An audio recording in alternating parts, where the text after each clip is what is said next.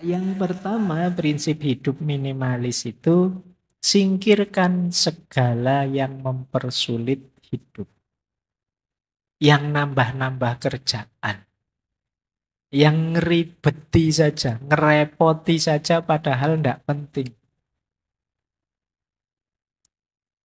Ya singkirkan saja. Kadang-kadang ada yang agak ada ndak di sini yang suka misalnya dengan ikan misalnya, terus beli akuarium. Awal-awalnya seneng, tapi lama-lama males ngurusi.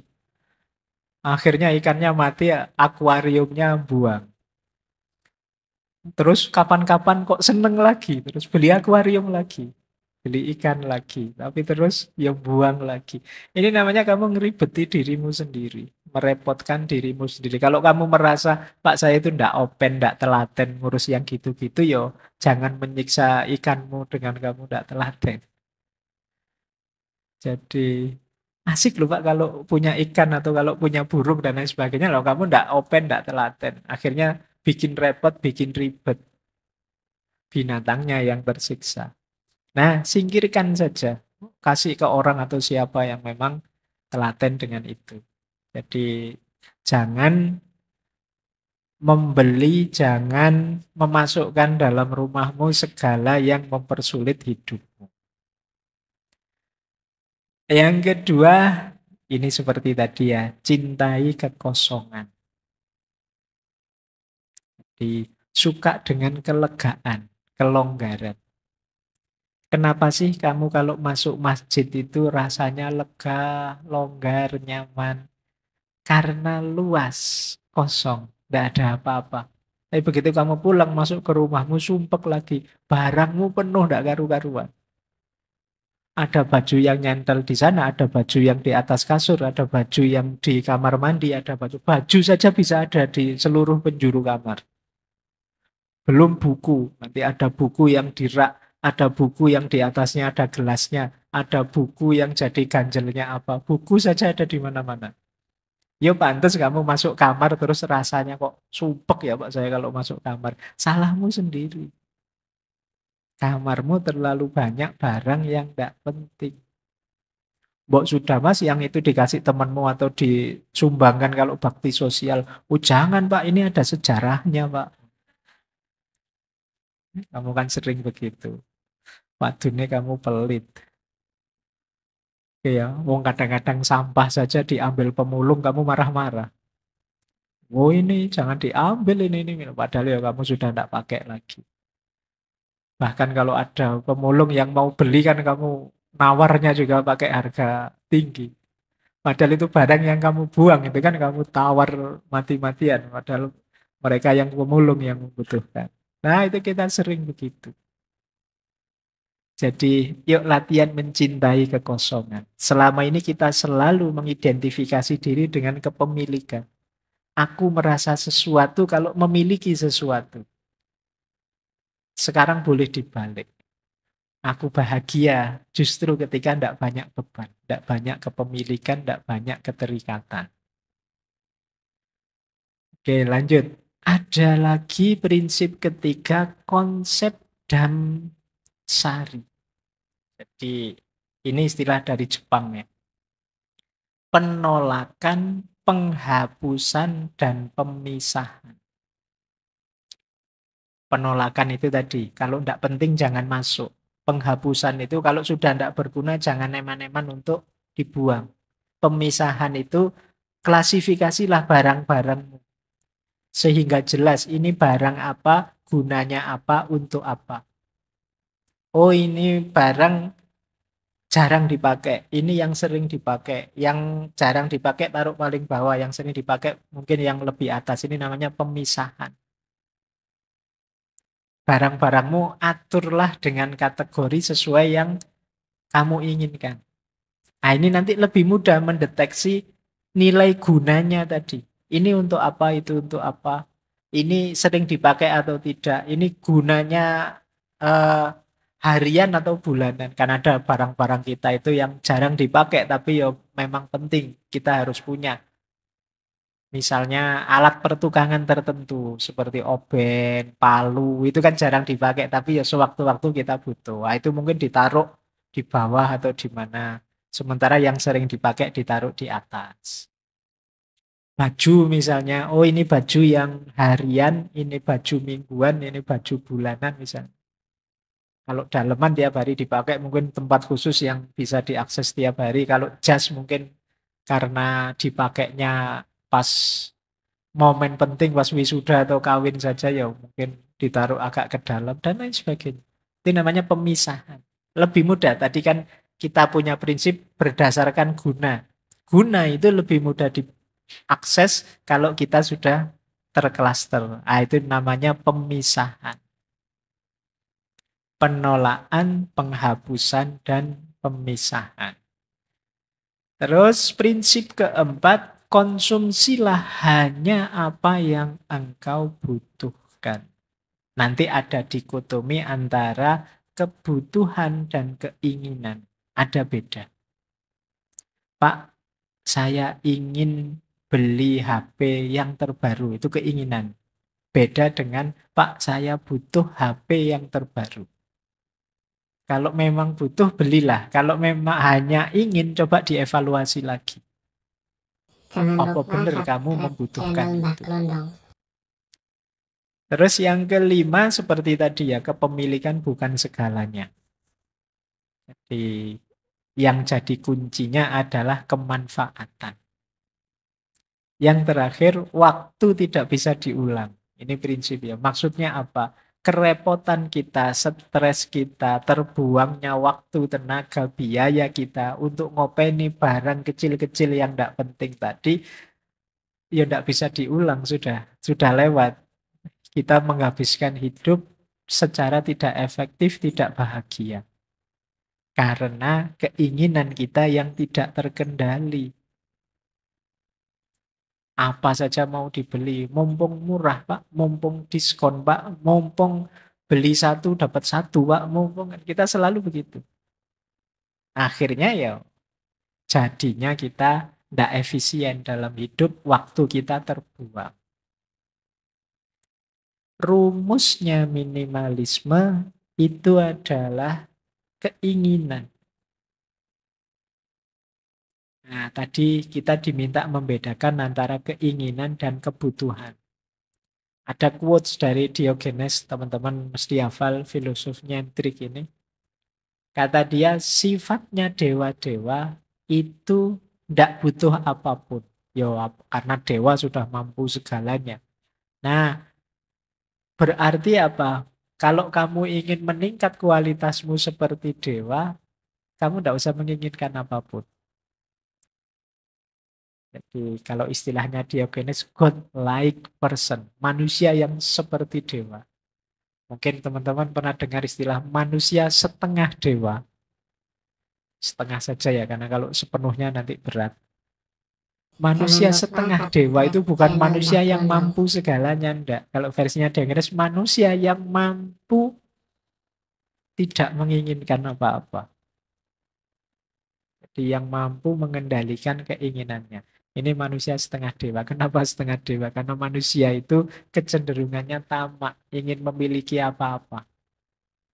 Begitu dia mampu mengendalikan keinginan, tidak butuh apa-apa, itu dia levelnya tinggi. Ini kata Diogenes.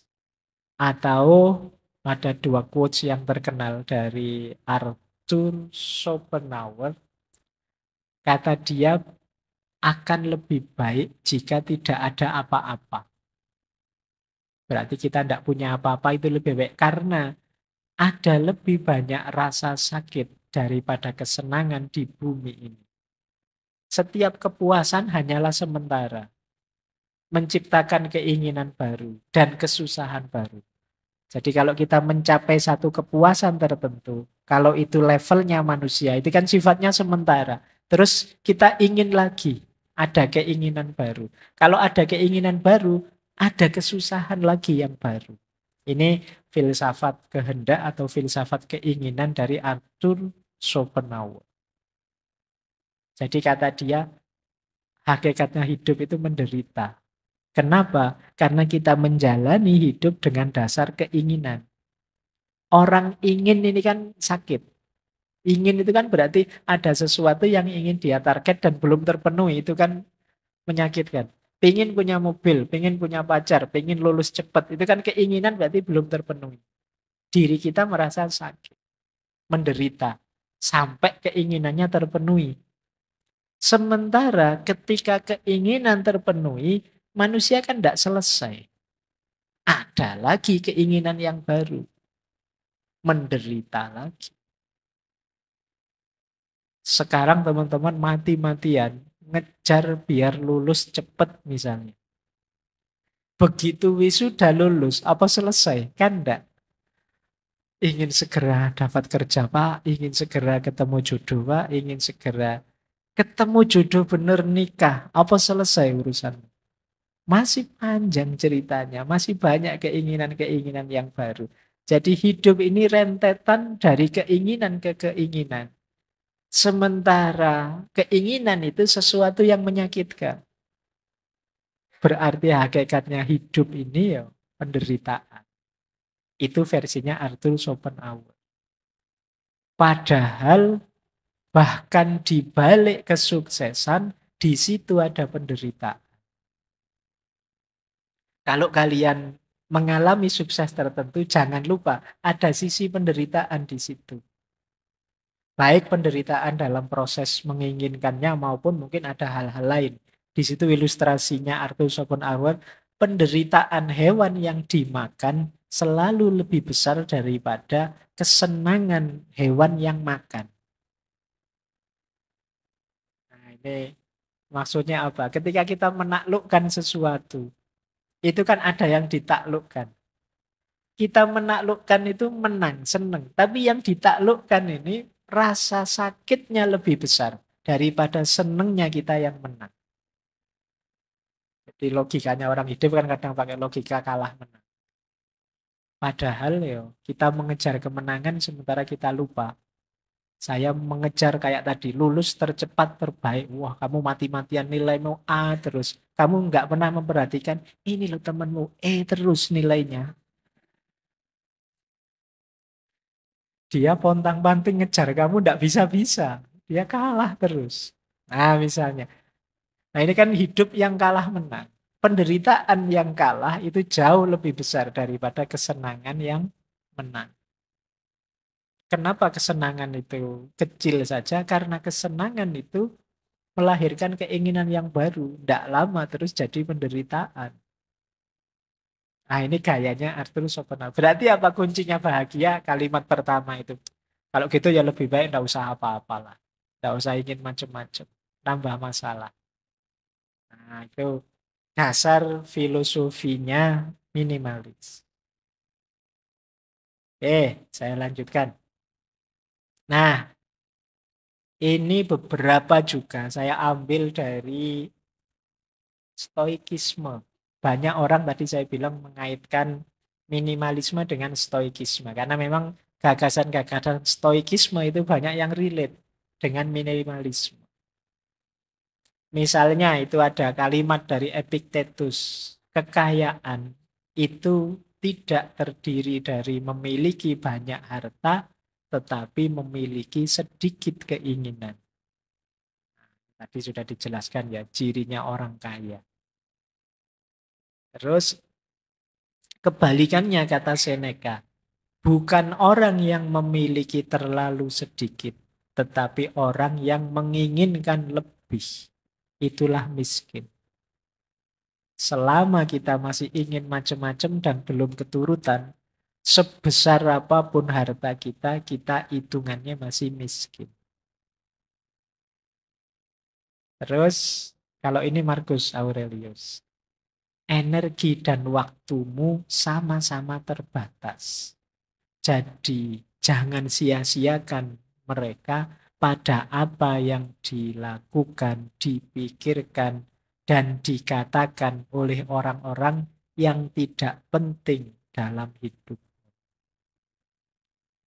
Jadi ini berhubungan dengan hubungan kita dengan yang lain. Tadi kan saya bilang awas salah persepsi, minimalisme itu tidak hanya barang, termasuk juga orang. Kalau di antara keinginan kita adalah disenangi semua orang, dipuji semua orang, dan kita mati-matian menuju ke sana, kalau versinya Markus ini ya kita sedang memboroskan energi dan waktu kita. Eman-eman. Ayo kita gunakan saja untuk yang manfaat. Biarlah ada orang tidak setuju, tidak suka. Asal kita yakin ini baik kok. Asal kita yakin ini sudah benar menurutku. Jalan saja. Kenapa ya kalau kita ngeladeni komennya orang, kata-katanya orang, tidak ada habisnya. Tidak mungkin semua orang senang. Tidak mungkin. Pak, saya lihat ngaji filsafat itu kelihatannya senang semua. Iya, viewernya sedikit. Yang tidak senang tidak ngomong, males, apa, tidak berpengaruh.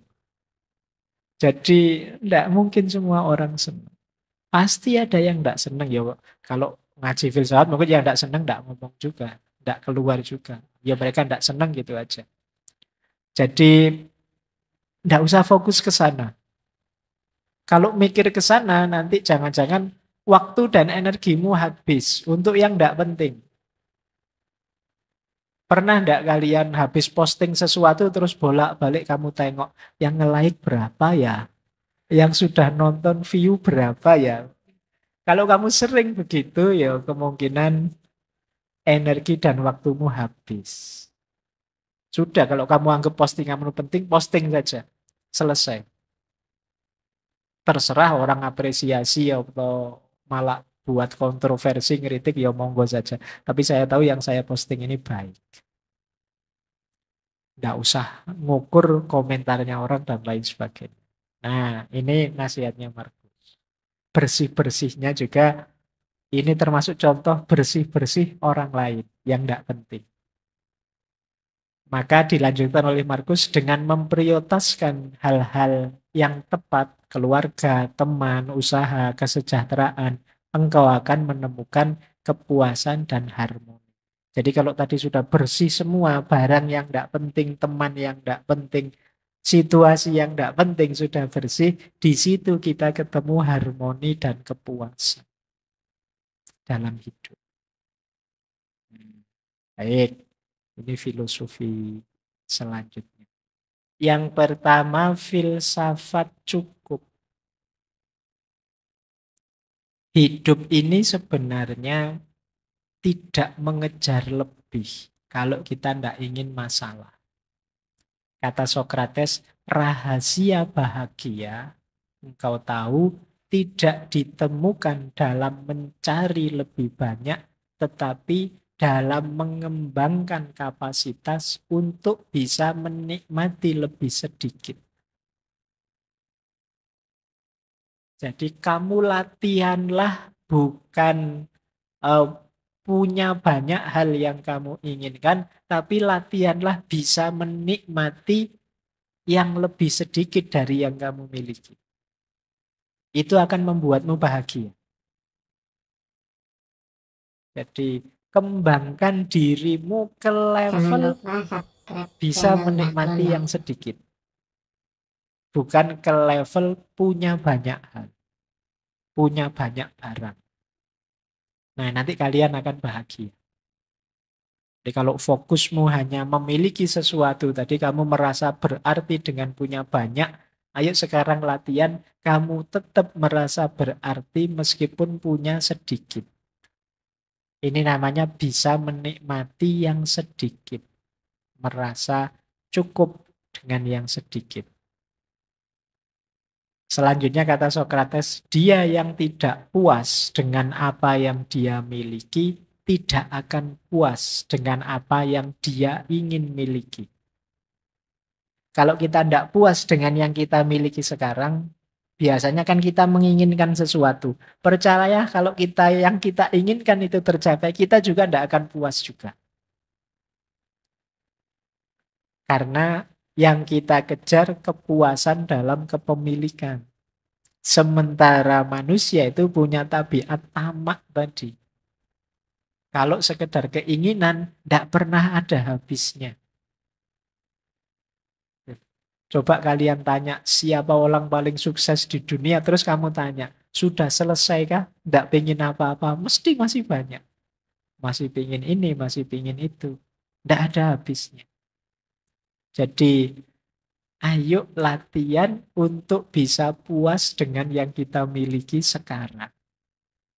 Di situ kuncinya kebahagiaan sebenarnya. Yang diajarkan oleh minimalisme tadi. Dan ini dikuatkan oleh Lao Tzu yang bilang orang yang merasa cukup dengan yang ia miliki adalah orang kaya. Jadi definisi kaya menurut Lao Tzu itu ya orang yang merasa cukup. Jadi kalau ada yang banyak, sampean ini orang kaya apa orang miskin? Itu jawabannya bukan kamu punya apa, hartamu berapa, tapi kamu puas atau tidak dengan yang kamu miliki sekarang. Kalau kalian merasa puas dengan yang dimiliki sekarang, kalian orang kaya. Jadi tidak usah nunggu nanti lulus, nunggu S2 jadi dosen, terus gaji besar, terus bisa macam-macam, beli macam-macam, baru kamu berani mengklaim kaya. Sekarang juga kamu bisa jadi orang kaya. Dengan menerima apapun, menyukai apapun yang sekarang kamu miliki. Itulah orang kaya. Dan dikuatkan oleh Gandhi. Kalau kata Gandhi, hiduplah dengan sederhana. Agar orang lain juga dapat hidup. Kalau ini mikir orang lain. Kalau semua orang serakah, ya nanti isinya konflik tabrakan. Kita harus ngerti kapan kita berhenti. Sudah saya sampai ini saja. Biar yang lain dapat space. Kalau hari ini kan orang yang kaya misalnya relasinya banyak ya tambah jaya, tambah jaya, tambah jaya. Yang lain tidak kebagian space, tidak kebagian ruang untuk berkembang. Nah, sekarang dibalik saatnya kita berbagi. Meskipun sekedar berbagi waktu, berbagi ruang, berbagi kesempatan untuk yang lain. Dengan kita berhenti mengikuti ketamaan kita. Jadi rumus filosofis pertama, hidup minimalis itu merasa cukup. Kita kaya sudah dan tuntas hidup kita. Jangan memperumit hidup. Nah, ini ada kalimat dari Konfusius ya. Hidup ini sederhana, tetapi kitalah yang ngotot untuk membuatnya rumit. Jadi ada lagi satu kalimat dari Carver itu. Saya tidak mengatakan tidak karena saya sangat sibuk. Saya mengatakan tidak karena saya tidak ingin terlalu sibuk. Ini maksudnya tidak ingin terlalu ruwet, tidak ingin terlalu rumit. Jadi ini nasihat dari Konfusius, hidup ini sederhana, kita seringkali bikin rumit, bikin ruwet. Kadang-kadang kita itu kan rumit misalnya masuk ke sini saja, nyari tempat duduk saja kadang mikir, ini saya harusnya nyari yang dekat tembok, karena kalau dekat tembok saya bisa sandaran. Kalau sandaran bisa lebih anu. Tapi nanti kalau sandaran ngantuk gimana? Dilihat orang banyak, malu juga ya. Kalau begitu sandarannya yang biasa saja agak miring gitu. Nanti ruwet, wong tinggal masuk duduk saja, mikirin jelimet. Mau masuk ke sini mikir, ini saya harus datangnya tengah-tengah biar nggak terlalu nyolok. Kalau duduk terlalu depan malu dilihat Pak Faiz, terlalu belakang nggak dengar. Agak tengah-tengah asal nggak. Kita terlalu jelimet, terlalu rumit memikirkan hidup. Ada quotes itu yang saya ambil menarik yang judulnya Why Complicate Life? Kenapa sih kita bikin hidup itu ruwet? Missing somebody, kalau kangen dengan seseorang ya call, teleponan. Kalau tidak diangkat ya nasib. Iya. Ya tapi kan kamu lega daripada bolak-balik rindu neng yo kamu sakit sendirian. Wanna meet up, ingin ketemu ya diundang. Kalau dia tidak datang ya tidak apa-apa. Tapi kan diundang tidak datang ya sudah. Kalau kamu ingin dipahami orang ya jelaskan. Kalau kamu punya pertanyaan ya tanyakan. Kalau kamu tidak suka bilang saja. Kalau kamu suka ya ucapkan. Kalau kamu ingin sesuatu minta. Kalau kamu cinta seseorang, katakan.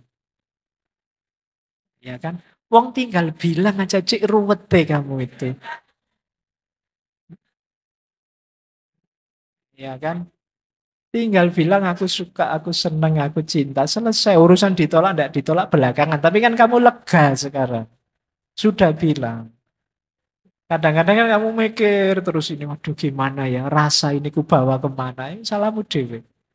Kamu bikin ruwet hidupmu sendiri. Minimalis juga begitu prinsipnya. Sederhana saja, simple saja. Tidak usah terlalu dibikin ruwet. Tidak lulus kuliah ya diulang. Kan selesai. Kamu mikir panjang-panjang ya aslinya tidak lulus ya gimana lagi. Ya kan? Lapar ya makan, haus ya minum kan gitu. Pak saya pingin puasa Pak, tapi tidak kuat, khawatir sakit ini sakit itu dan lain sebagainya. Ya sudah kalau tidak kuat kan banyak konsesi-konsesi. Agama saja ngerti, tidak dibikin ruwet. Saya sholat tidak kuat berdiri ya duduk, tidak kuat duduk ya berbaring, tidak kuat berbaring ya pakai isyarat. Itu kan mikirnya simple, tidak ruwet. Kita yang suka membuat ruwet apa-apa banyak. Jadi mau apa saja diskusi dulu panjang lebar. Akhirnya kegiatan tidak jalan-jalan. Rapat lama-lama keputusannya kita rapat lagi ya. Wah, lah terus tadi rapat itu ngomong apa kok terus rapat lagi. Jadi itu kita suka memperumit persoalan. Yuk mikir simpel saja, jangan rumit-rumit. Biar tidak habis waktu, biaya, tenaga, energi untuk yang tidak penting. Nah, tentang yang ini boleh nanti dibuka ketika kita membahas overthinking. Overthinking itu jenis ketika kita memperumit sesuatu yang sebenarnya simpel. Nah, filsafat minimalisme lagi berhubungan dengan menemukan yang lebih hakiki dan berguna. Tadi intinya kan ini sebenarnya kenapa sih harus dibersihkan, dibuang, diseleksi, dibagikan karena tidak hakiki atau tidak berguna. Kata William Morris, jangan engkau memiliki barang yang tidak kau ketahui gunanya atau tidak kau yakini keindahan. Di parameternya dua malah ini, guna dan keindahan. Nah, kata Sokrates lagi, apakah engkau tidak malu begitu peduli pada perolehan uang dan ketenaran dan prestise ketika kamu tidak berpikir atau peduli tentang kebijaksanaan dan kebenaran dan peningkatan jiwa? Kita itu sering lebih nganggap penting uang, ketenaran, prestise. Prestis Jangan itu lupa berarti gengsi. subscribe channel Mbah Ketenaran Klondong. ya nama besar di tengah masyarakat. Uang, kekayaan. Kita sering lebih fokus ke situ daripada yang lebih hakiki. Kalau versinya Sokrates yang lebih hakiki, kebijaksanaan, kebenaran, dan peningkatan kualitas jiwa kita. Ayo fokus ketiga yang hakiki ini dan buanglah fokus ketiga yang awal. Uang, ketenaran, prestis. Bukan berarti kita jangan kaya. Bukan berarti kita tidak usah terkenal atau apa. Uang, ketenaran, prestis itu efek saja. Implikasi logis saja. Kalau kita serius mengejar kebijaksanaan, kebenaran, dan peningkatan jiwa. Jadi kalau kita serius dalam hidup ini, menjalaninya sebijaksana mungkin, sebenar mungkin, dan melakukan perbaikan diri terus-menerus, insya Allah ya kekayaan akan datang. Uang itu otomatis datang. Ketenaran juga akan datang. Prestis, gengsi juga akan hadir. Tidak usah khawatir. Yang sifatnya niscaya, tidak usah kamu kejar. Kalau saya kerja keras, ya otomatis uang datang. Kalau saya ngomong yang baik-baik, yang benar-benar dan cocok untuk banyak orang, ya otomatis saya akan dikenal orang. Kalau saya melakukan yang baik-baik terus, ya otomatis punya nama baik di tengah masyarakat sudah. Itu implikasi logis. Tidak harus kamu jadikan target. Nah, ada lagi quotes, isi hidupmu dengan pengalaman, bukan barang. Miliki banyak cerita untuk dikisahkan, bukan barang untuk ditampilkan. Jadi alih-alih ngumpulin barang, yuk ngumpulin pengalaman. Tambah pengalaman sebanyak mungkin. Biar nanti ada yang diceritakan untuk generasi yang akan datang. Jangan sampai besok kalau kamu dongeng ke anakmu, Pak, Bapak dulu waktu muda gimana sih? Gimana ya, Le? Ya Bapak ya biasa-biasa saja, tidak ada ceritanya. Itu kan ya tidak enak. Yuk bikin cerita. Tulislah dongengmu yang luar biasa. Biar bisa dikisahkan pada anak-anak. Bapak pernah ini loh, pernah itu, dan lain sebagainya. Jangan sampai bingung sendiri kamu. Yo bapak yo sekolah, terus kerja, terus kawin, terus kamu lahir. Cokopet ceritanya. Tidak ada yang istimewa. Nah, jadi ayo mengoleksi kisah-kisah hebat tentang diri kita. Tidak sekedar mengoleksi barang-barang untuk dipamerkan. Jadi kita masuk ke yang lebih hakiki dan bermakna.